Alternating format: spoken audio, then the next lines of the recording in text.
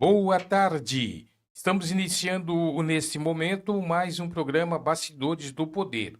Hoje, segunda-feira, dia 3 de novembro, ano 2025. Na verdade, já estamos chegando ao final de mais um ano, né? O tempo 2025 passou ó, voando, voo rasante. E meu amigo Jair Teixeira já está aqui também comentando a respeito que o ano passou e passou muito rápido. Se tivermos que fazer alguma coisa ainda em 2025, o momento é agora. Boa tarde, meu amigo. Muito boa tarde, amigo Gervásio. Boa tarde aos nossos ouvintes do programa Jornal da Tarde e dos Bastidores do Poder, né, Gervásio? Hoje, segunda-feira, Tudo junto e misturado. é dia exclusivo dos Bastidores do Poder, onde a gente traz as informações dos bastidores da política nacional, estadual e aqui da nossa cidade, né, Gervásio? Exato. Me diz uma coisa. Essa semana que passou, parece que aconteceram algumas novidades, principalmente na questão do Estado. Mas nós vamos falar esse assunto daqui a pouquinho, porque agora é hora de falar sobre a política nacional. Como é que está a questão nacional? De repente até algumas pitadas aí, né, de mundial, Trump e companhia, como é que está? O que é que já eles têm prestado atenção nessa situação?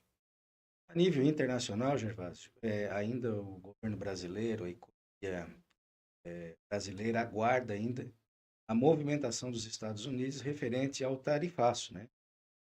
Existe um compromisso do presidente Donald Trump em relação à possível suspensão do tarifaço, e isso é um movimento que vai ajudar muito o país e vai ajudar, inclusive, na popularidade do presidente Lula, que vai para a reeleição, né? O momento atual é esse, de aguardar essa movimentação do cenário internacional com relação ao tarifaço. Com relação à política nacional, Gervásio, o que a gente observa é que a direita ainda continua embaralhada. Não se tem um nome definido. Esses 5 nomes que a gente vem falando, que é o do Tarcísio Freitas, de São Paulo, Romeu Zema, de Minas Gerais, Ratinho Júnior, do Paraná, né, e Ronaldo Caiado, de Goiás, além da Michele Bolsonaro, não se tem ainda um nome definido na direita. E com isso, né, a esquerda vai se articulando, vem conversando, vem tomando muito café com partidos do centro, como o MDB, o PSD e até mesmo o Partido Progressista. Então há essa movimentação nos bastidores.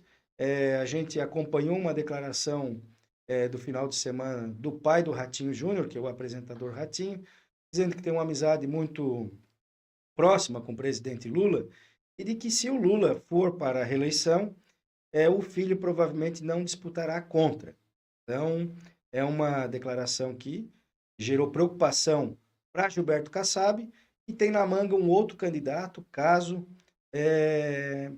o Ratinho Júnior desista, que é o governador do Rio Grande do Sul, né, que também já está afiliado, saiu do PSDB, se filiou ao, ao seu partido PSD. Os demais candidatos, Gervásio, Tarcísio está naquela de ir para uma reeleição garantida, né, no governo do estado de São Paulo. Romeu Zema, muito apagado, até por conta da capilaridade que o seu partido tem. É um partido novo, um partido que, em termos de bancadas e de prefeitos, tem muito pouco. Então, isso tem gerado uma certa dificuldade dele em transitar pelo Brasil. E aí acaba não fazendo muito seu nome. O Ronaldo Caiado é uma pessoa que não inspira uma certa mudança e uma certa aceitação da direita por conta da sua idade, do seu, né, toda a sua transição dentro da política nacional. Então, não é um candidato que agrada nesse momento.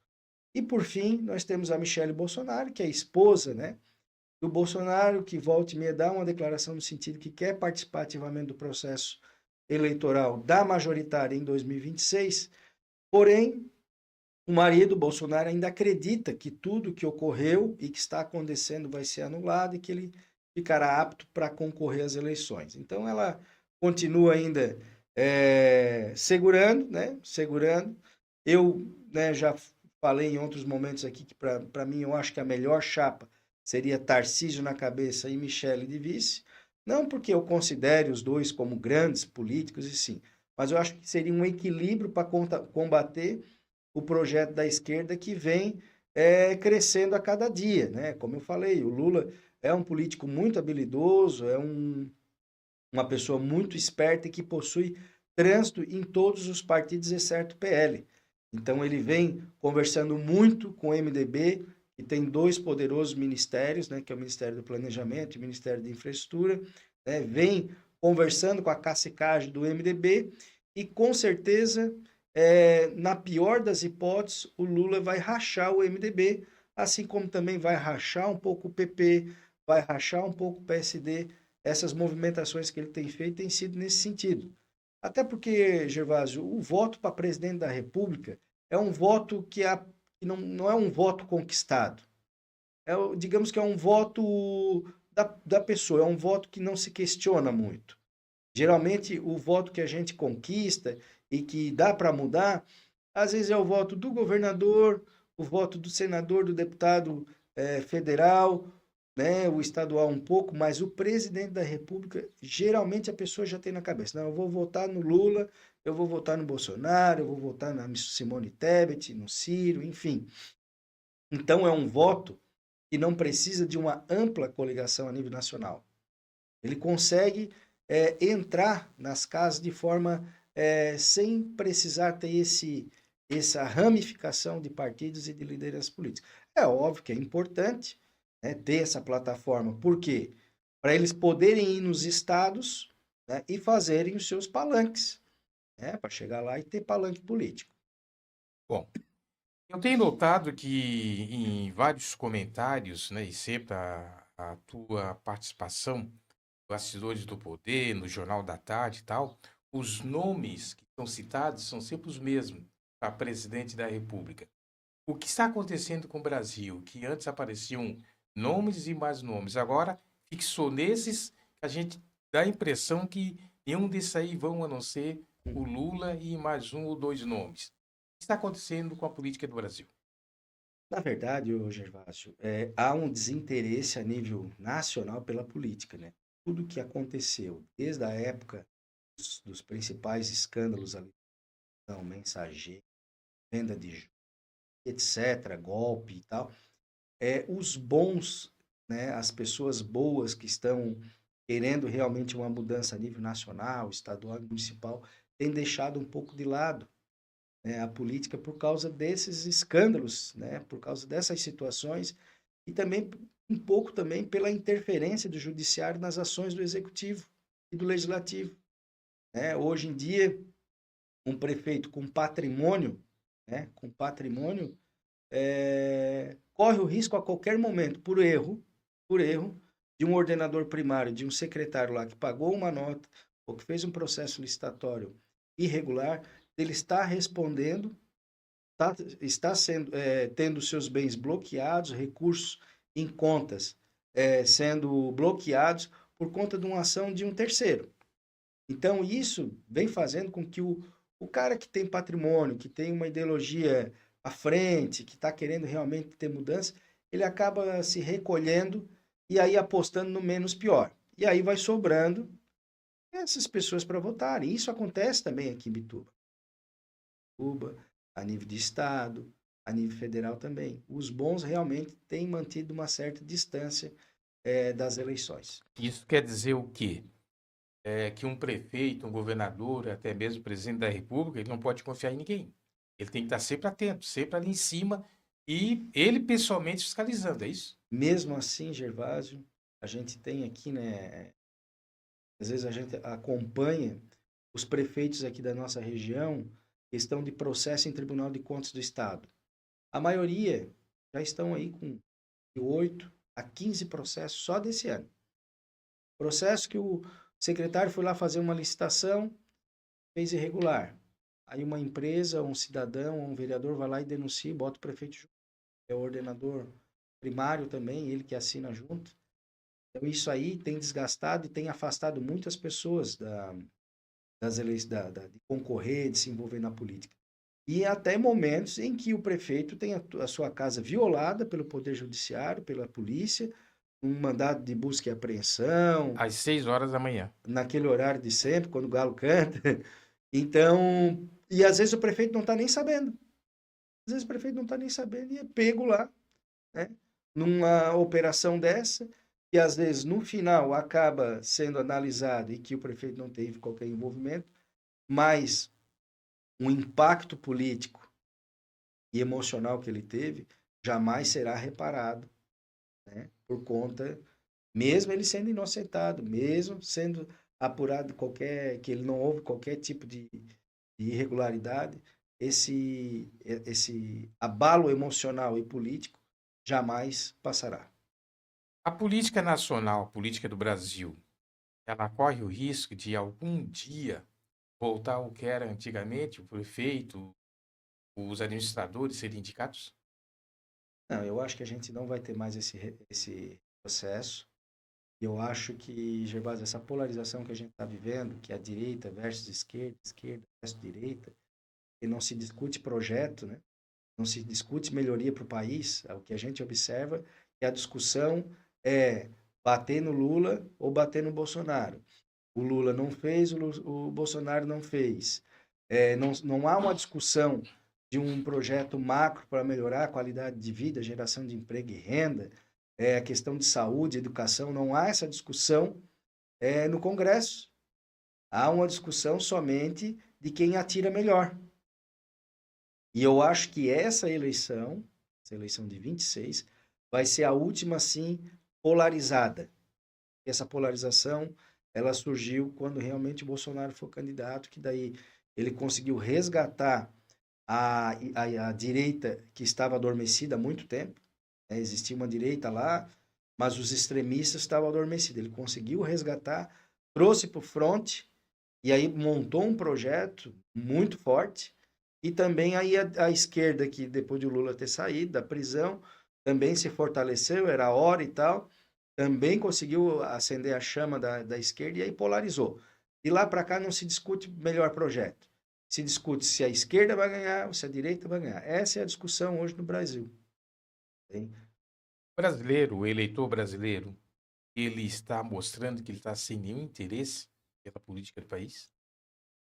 A cada vez mais a gente vem observando o número de votos brancos, nulos e ausentes aumentando significativamente, justamente por conta dessa falta de interesse devido aos escândalos de corrupção e da falta de pauta positiva.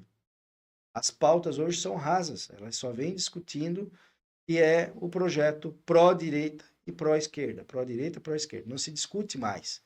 Se for assistir uma sessão do Senado ou da Câmara de Vereadores, da sessão do Senado ou da Câmara dos Deputados Federais, tu vai observar que a discussão é mais ou menos nesse tom. É agressão de cá e agressão de lá. E essa semana agora que passou, tinha lá me parece uma deputada lá querendo brigar fisicamente É, com um deputado lá de barba branca e tal, sim. e aí o pessoal deixa disso, chegou, mas Uhum. ficou pesado, né? Ficou o clima tenso. Isso aí semanalmente acontece um fato desse aí. Porque é assim, as pessoas têm que saber respeitar o outro lado. Né? Existem boas pessoas da direita e existem boas pessoas da esquerda. A gente vive num estado democrático onde a gente tem que respeitar a opinião do outro. Né? Tem que respeitar o cara que é de direita, o cara que é de esquerda, mas quando passa para esse tipo de atrito aí verbal e físico, aí perde toda a conjuntura política, né? Fica difícil, né? Sim, esses E o discursos. interesse, e a falta de interesse também de futuros pré-candidatos realmente complica bastante. Porque tem muita gente que tem condições para sair, para disputar uma Assembleia Legislativa, Federal, até mesmo o Senado, e as pessoas passam batido, não querem. Não quero isso para mim, né? Então, Aí é onde eu falo, Gervásio, que o desinteresse por conta dessas ações extremas que ocorrem faz com que os bons deixam de ser candidato. E aí eu não vou falar que é os ruins, mas eu vou dizer que é os medianos aí acabam se candidatando. E aí quando tu vai para a urna, Gervásio, começa a votar por eliminação. Ah, eu vou votar no menos pior. Aí vota naquilo ali. E, Você às não vezes, vai votar no melhor, eu vou votar no menos pior. e acaba normalmente votando no pior mesmo. Basta a gente fazer uma avaliação das câmaras de vereadores, não estou falando só aqui de Imbituba, mas fazer a nível aqui da região, o naipe desses vereadores e qual é a seu grau de escolaridade, qual é o seu grau de conhecimento, qual é a sua experiência de vida, quais são os seus requerimentos e projetos de leis apresentados até o momento. E a nível federal não é diferente. A nível federal, na LESC também. Por quê? Justamente isso. O bom tá lá assistindo no Instagram, no Facebook, ou num canal do YouTube, ou na televisão, esses escândalos que ocorrem, e aí tem feito com que, olha, eu vou cuidar dos meus negócios, eu vou cuidar da minha família. E aí não se envolve diretamente na política e aí acaba ficando para quem já está ali no sistema há muito tempo. E se ele se envolver na política, lamentavelmente, os bens dele, né, realmente, em alguma oportunidade ou em alguma ocasião do tempo dele como político, pode deixar ele comprometido. No legislativo, é difícil alguma ação dos órgãos de controle do judiciário que possa alcançar alguma coisa, exceto quando o vereador é presidente da Câmara. Aí, se ele cometer algum ato irregular dentro da Câmara, aí ele poderá responder uma ação civil pública, né, uma ação de improbidade administrativa, um processo junto ao Tribunal de Contas do Estado. Então, nesse quesito, ele até. Agora, um vereador, digamos, avulso ali, que não ocupa um cargo tipo de presidente da Câmara, ele está mais tranquilo nesse sentido. Agora, o executivo, prefeito e secretário, que é o ordenador primário, esses aí corre o risco de se responder fazendo tudo certo. O pior de tudo é isso, fazendo tudo certo. Infelizmente, vale a pena colocar um nome à disposição? Gervásio, nos dias de hoje, para quem quer ver uma mudança no cenário da sua cidade, do estado e a nível nacional, eu acho que vale a pena.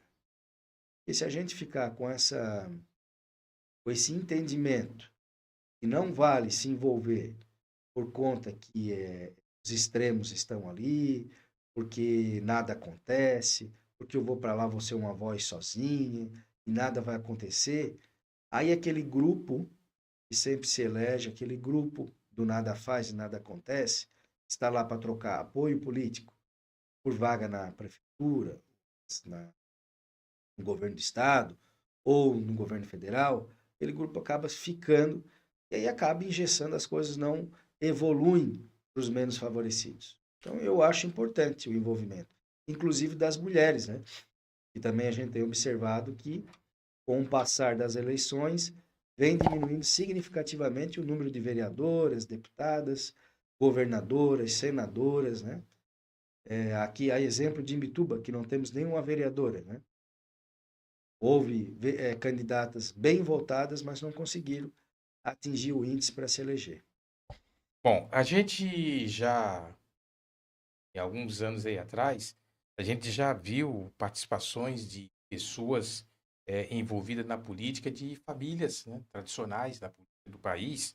Por exemplo, o neto do Tancredo Neves, né, falecido Tancredo Neves, que ia ser o presidente do Brasil e não conseguiu.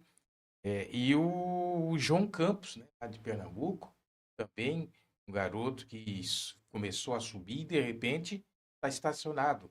Assim como o neto do Tancredo Neves também estacionou. O que aconteceu com esse pessoal? O neto do Tancredo seria o Aécio. O Aécio Neves. O Aécio Neves, ele quase ganhou as eleições, né?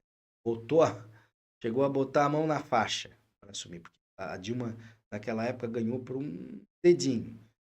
E aí ele perdeu as eleições. E aí, quando ele perde as eleições, vaza um áudio dele com o Gilmar Mendes, que é o ministro do STF. Eles combinando algo de apoio financeiro com o empresário. E aí ele passou a responder uma ação no Ministério Público Federal e aí desencadeou outras ações referentes até mesmo à Lava Jato, aonde ele acabou, né, tendo que regredir e hoje é deputado federal, vai para a reeleição, mas está, como dizia um amigo nosso, apagadinho. Está abatido. Tá, o Aécio é fatura liquidada e assim, o partido que ele está é o PSDB, se encolheu demais, a nível nacional, né? A nível nacional. Para se ter ideia, agora filiaram o Ciro Gomes, que sempre foi um candidato de esquerda, está no seu 7º partido, né? Mas ele sempre foi candidato de esquerda, né? Com ideologia de esquerda, filiaram ele ao PSDB, que é um partido de direita. E agora eles começaram a sentir, porque o Ciro Gomes ele é um cara muito espaçoso, né? É um cara sem filtro e sem domínio próprio. Eles começaram a sentir que o Ciro daqui a pouco acaba incomodando, querendo botar o nome para ser presidente da República. É o que vai acontecer. Ele tá começando a fazer um movimento. Aí o PSDB pegou, olha, para estancar isso aqui, vamos convidar o Michel Temer para se filiar ao PSDB. Porque daí o Ciro já fica sem clima e vai lá para o Ceará para ser candidato lá. É o que está acontecendo agora. É isso aí mesmo. Já com relação ao João Campos, eu vejo ele em ascensão. Eu vejo ele um guri assim, Potencial enorme. um potencial enorme. Se né, se no futuro não ocorrer nenhum problema com ele, né? Porque a gente sabe que a política ela é muito versátil, né? Uma hora o cara é bom, outra hora o cara é ruim, uma hora o cara é 100% honesto e outra hora o cara é desonesto. E tem que tomar cuidado com as fake news, né? Sim, porque às vezes uma coisa propagada, né, não se consegue mais alcançar. Mas eu vejo o João Campos como um excelente nome. Inclusive, apesar de ele e o Lula serem da mesma região, né, da região Nordeste, mas ele seria um bom nome para ser o vice do Lula. Porque, por mais que o Lula tenha feito um trabalho para desmistificar que ele não é um cara idoso, ele está saudável, ele tem feito as corridas dele, tem mostrado, ó, eu tenho saúde. Tem tentado desmistificar isso. Né? Que, ó, eu tô bem, eu tô saudável, eu sou um cara, né? Vou pra academia, ele faz aquele merchandising dele ali, mas ele é um cara de 80 e poucos anos. Ele é um cara de 80 e poucos anos. E aí eu acho que um vice vindo de uma juventude e com sabedoria, um rapaz já com passado, com sobrenome, poderia ser. A única dificuldade realmente é que ele talvez não agregaria o setor empresarial, que é onde o Lula tem que dar uma avançada no agronegócio, no empresarial, tentar agregar esse pessoal. E também os dois nomes seriam das mesmas regiões, né? Ia ser um nome mais para baixo. Mas o Lula já é nacional, né? Então, não pode nem comparar lá do Nordeste. Ele já atinge o Brasil todo. Sim. Aí o João ficaria com aquela fatia lá. Eu vejo o João com um potencial muito grande, mas ele já tem dado declaração que vai para a reeleição. Mas o futuro político dele vai ser, a princípio, bom. Ele está no PSB, e hoje tem o vice-presidente do partido também que deu uma encolhida, não conseguiu crescer. Então, talvez no futuro aí ele também tenha que migrar para um outro partido. Falas do João Campos.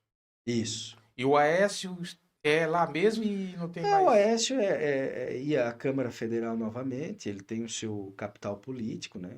Foi candidato a presidente. Quase ganhou, teve muita gente que comemorou a vitória dele. Estava ganho, mas não conseguiu chegar, ocorreu esses problemas com ele, ele não conseguiu retornar mais para o cenário assim, nacional, um fronte para ser até mesmo candidato ao Senado. Gelson, vamos ao intervalo e na volta nós vamos falar um pouquinho sobre o estado de Santa Catarina. Como é que está o Jorginho Melo? Já estamos entre finalzinho de 2025, 2026, o bicho vai pegar, né? Jorginho Melo, o João Rodrigues, tem aquele lá de Blumenau, é do PT, candidato do PT também. Décio Lima. Esse pessoal também tá ali atento. Estão se articulando e não abre mão, né? Não. Depois do intervalo? Então vamos lá.